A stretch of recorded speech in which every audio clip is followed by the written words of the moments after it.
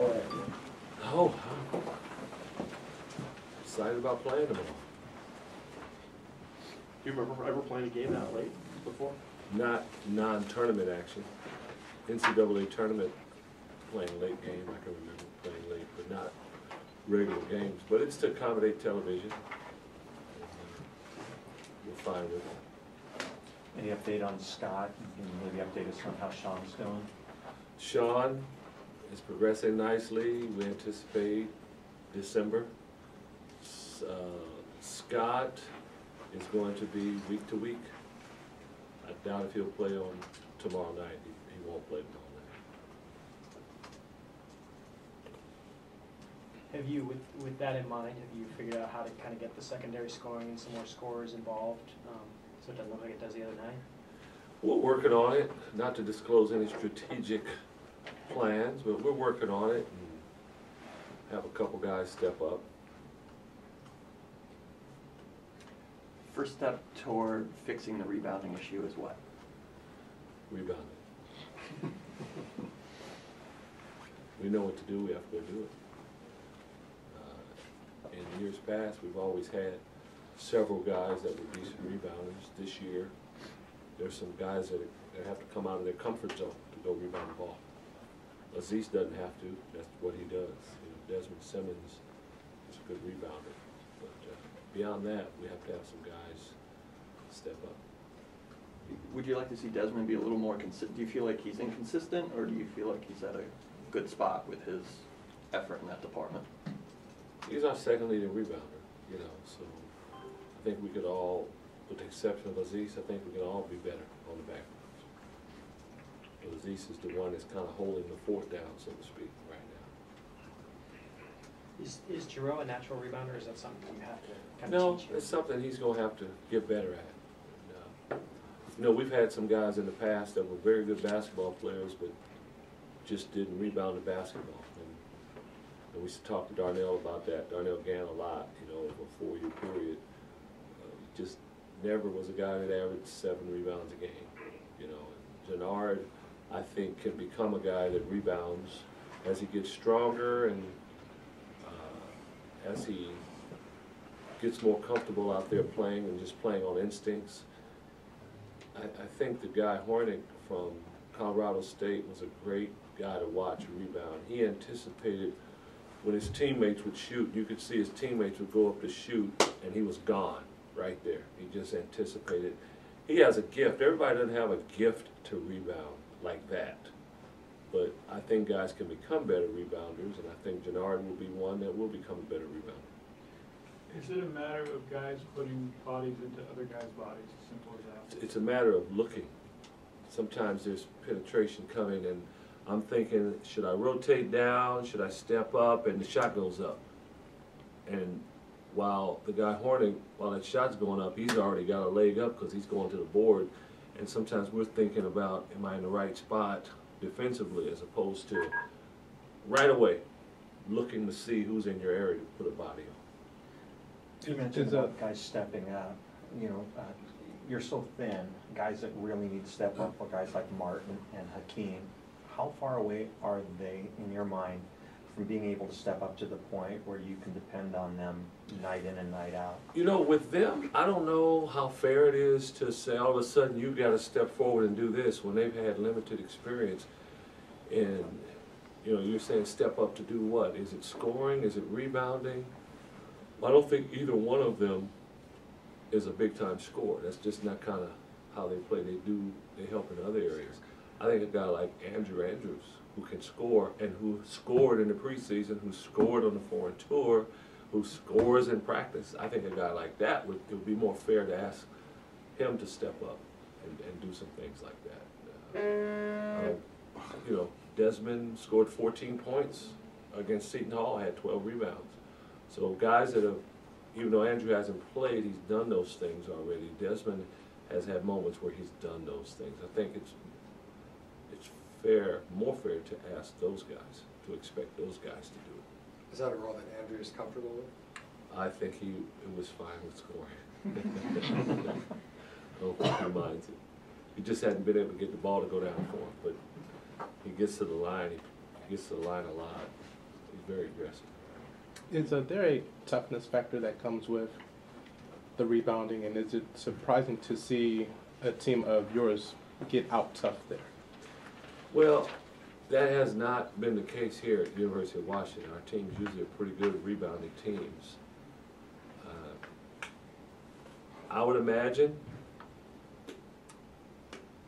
let me backtrack. You take John Brockman off of our teams from 06, well 07, 08, 09. Take him off our team, we wouldn't have been a very good rebounding team.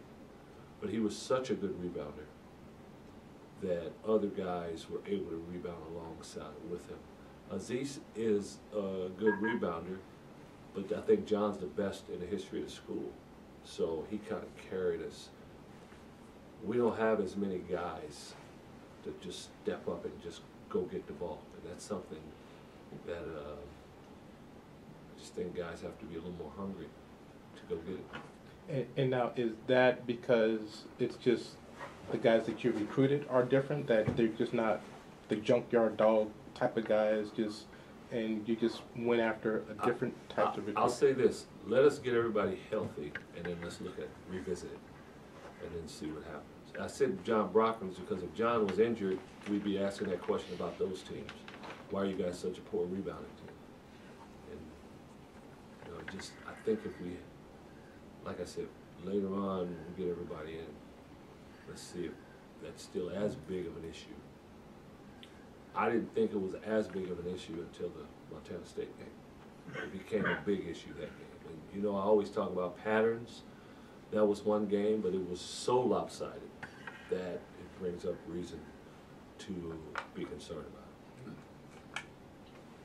In bigger picture, Lorenzo, you look around the conference, you see UCLA losing at home to Poly and teams like that, and the perception that Pac-12 has been trying to fight here the last 12 months. Are you concerned, even though it's November, concerned with your start, plus what the conference road might be down the line? With the conference road. Well, you know how UW was hoping that the conference would be stronger this year, therefore Yeah. if they slip up, it might not be as possible.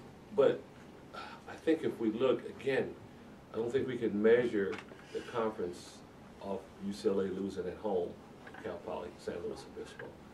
Let's look at Colorado. They're having a heck of a non-conference. Many didn't expect that to happen. Arizona State right now is doing well. I don't know how well they're going to do but as of right now, I think the conference has done way better than it's done the last couple of years. So I do think the conference is better, and I think we're having a better non-conference season as a whole within the conference. You've mentioned numerous times about the getting injured guys back. Is it as simple as you get Kemp back and maybe the rebounding gets better, you get Suggs back and the scoring gets better? Is it that simple, or what else needs to happen? I think with the scoring it is. With the rebounding, I don't know all of a sudden that they're going to make us the #1 rebounding team in the league, but we'll have more bodies, we'll have more depth, we'll be able to rest guys more, guys will be fresher, and I think as a result we'll rebound better.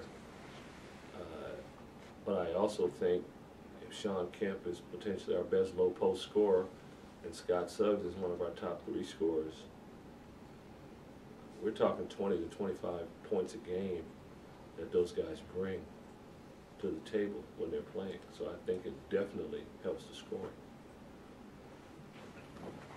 Did you like the way, Wilcox was about as aggressive as he's been since he's been here. Did you like the way he was playing the other night? I love the way he played. I love the way he was aggressive. He took 20, was it 25 or 28 shots?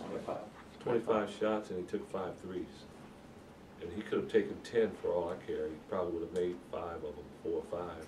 But the fact that he went to the line 5 times and took 20 shots that were not 3-pointers, it shows he was really being aggressive out there, as well as the number of shots that he took. And that night we needed him to do that with the absence of our guys.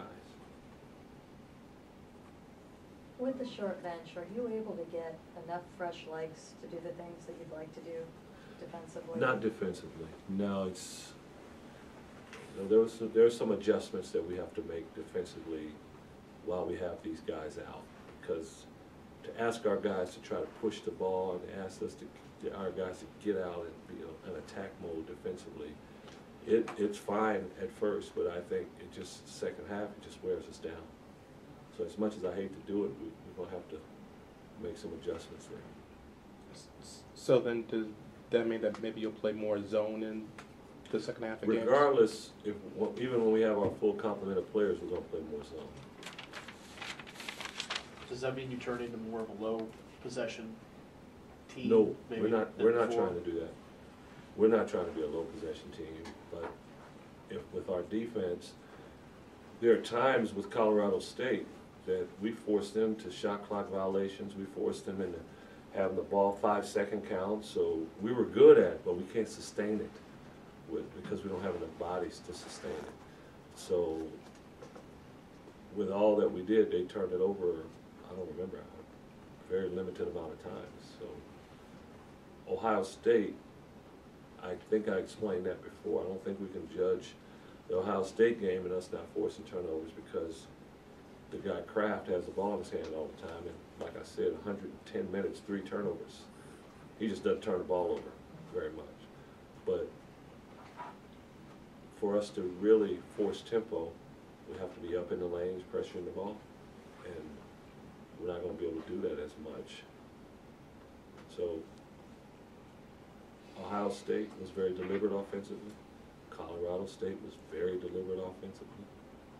And that led to some more low possession games. But I think if we're good at what we're going to do with our scheme that we're going to use on Wednesday, if we're good enough, I think we can still force our share of turnovers.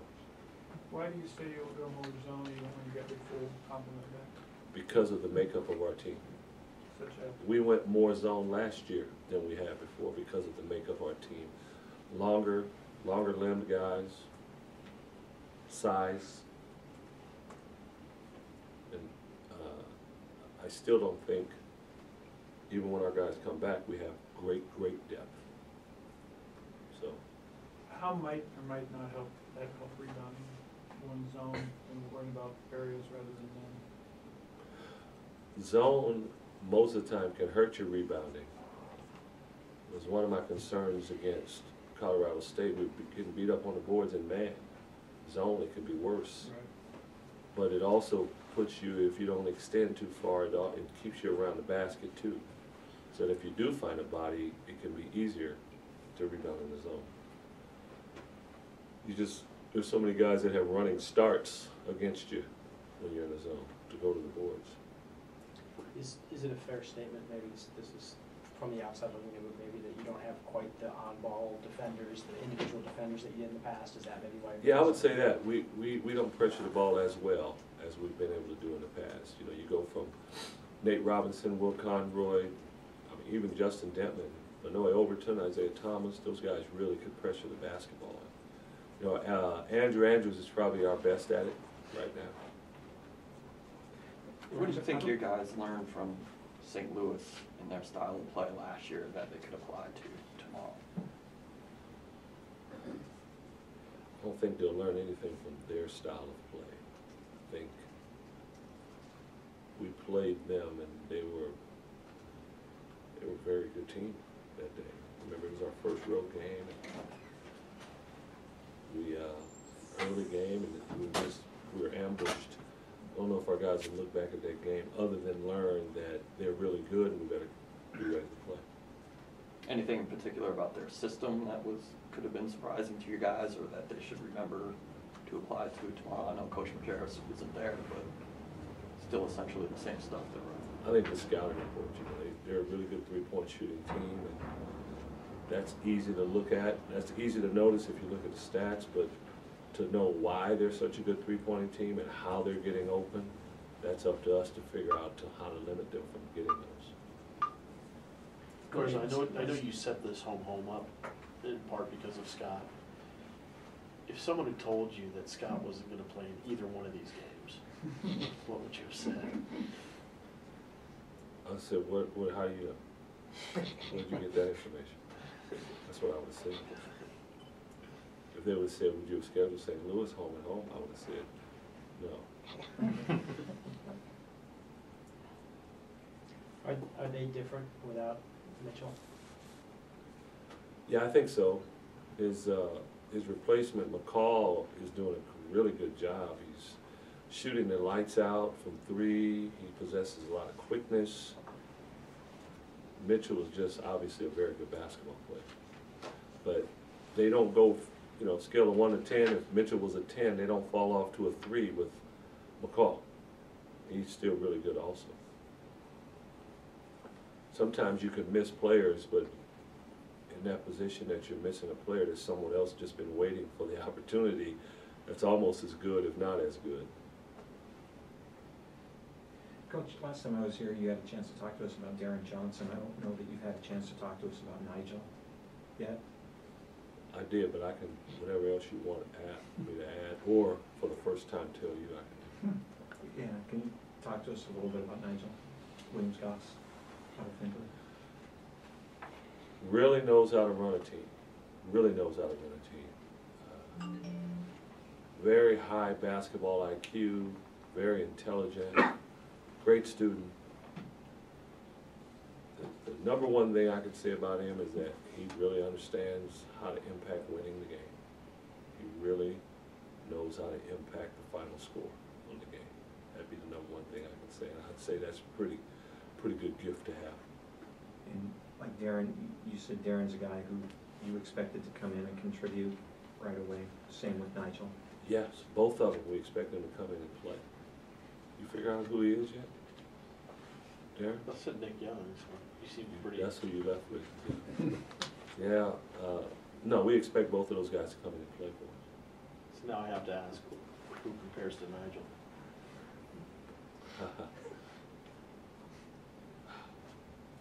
I don't want to waste everybody else's time and think of it, because it'll take me 10 minutes.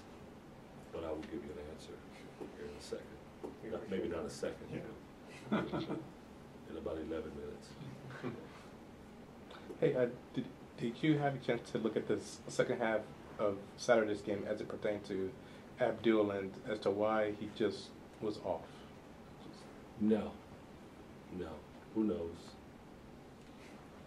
But aside from that half, he's been having a pretty good season, and he had a really good first half. Just second half didn't go for him. So can't explain that. That's one of those sports. That's how it is. Sometimes it doesn't go for you.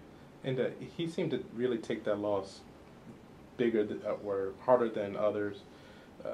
Said that there were some messages being sent there. Have you seen something lately in these past few games that whatever message was or was not sent that he received it? Past few days? Yes. You know, he's really turned it up verbally. He's really taken a step up and trying to lead, I think. He's been really aggressive in practice, really dialed in. You mentioned about the late start. Is tomorrow going to be any different for you? I mean, do you get impatient? Do you think the players get impatient? Is it going to be kind of a different day that way, just kind of sitting around waiting for the It's a little different when you're at home versus playing on the road at this time in the hotel. Because then you're in the hotel all day long, you know. But when you're at home, guys still have class. Guys are going to school. So the day is not as long as it could be for us if we were on the road. You mentioned TV. Is it too early to notice if there's any impact on more national network, or you get recruits or families or people that see you more? Yeah, there are recruits that have said, we've watched every game because we get the Pac-12 network. So we watch. There's some others complaining that they have DirecTV and they don't have it. And we have to do something about it. Get on that. But before, a lot of times we weren't on either one. So, well, I can't say DirecTV, Fox, we were on there quite a bit. Every game is on now, so which is great. Have you ever played a game with so late of a start? In tournament play. Yeah. Tournament play we have.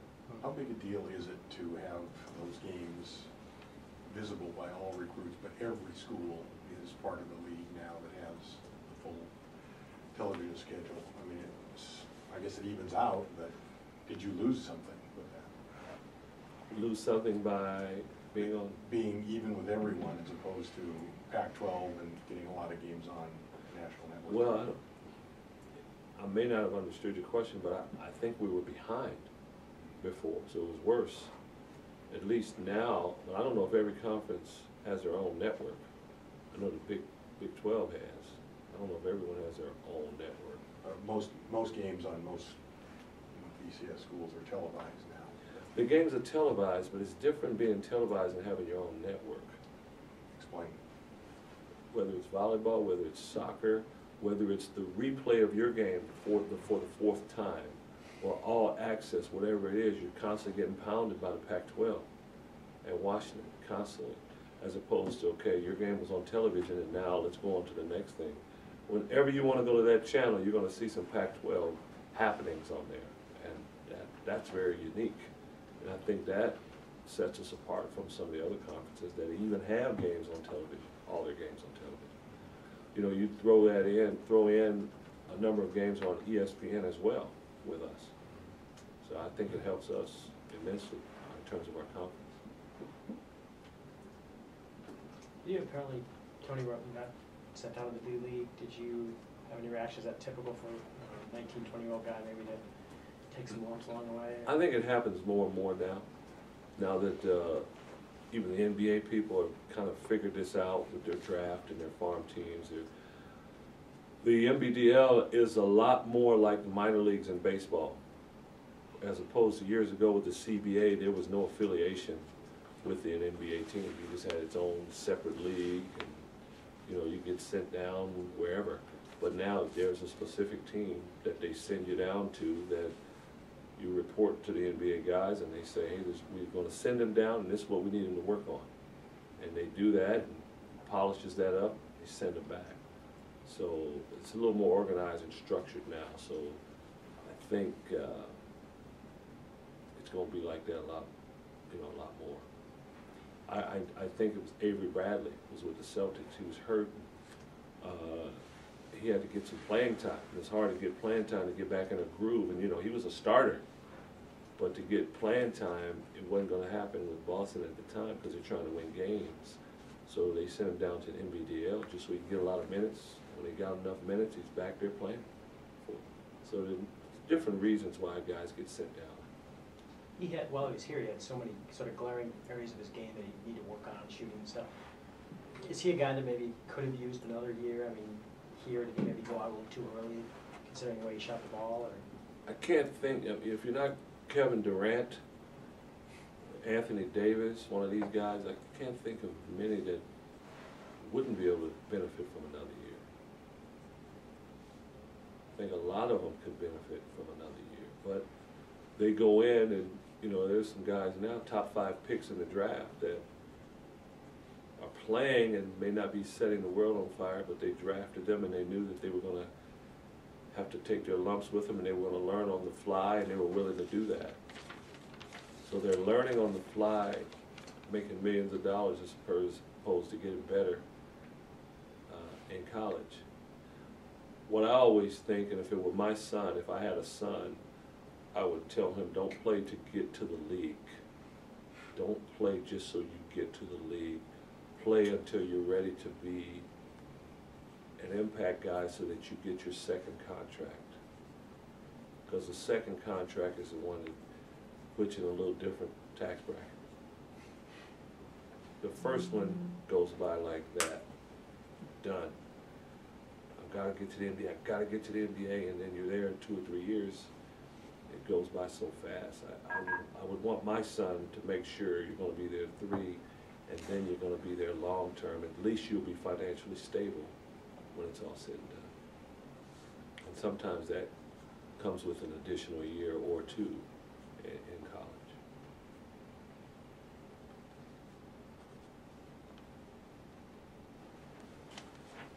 Is that it from the crowd here?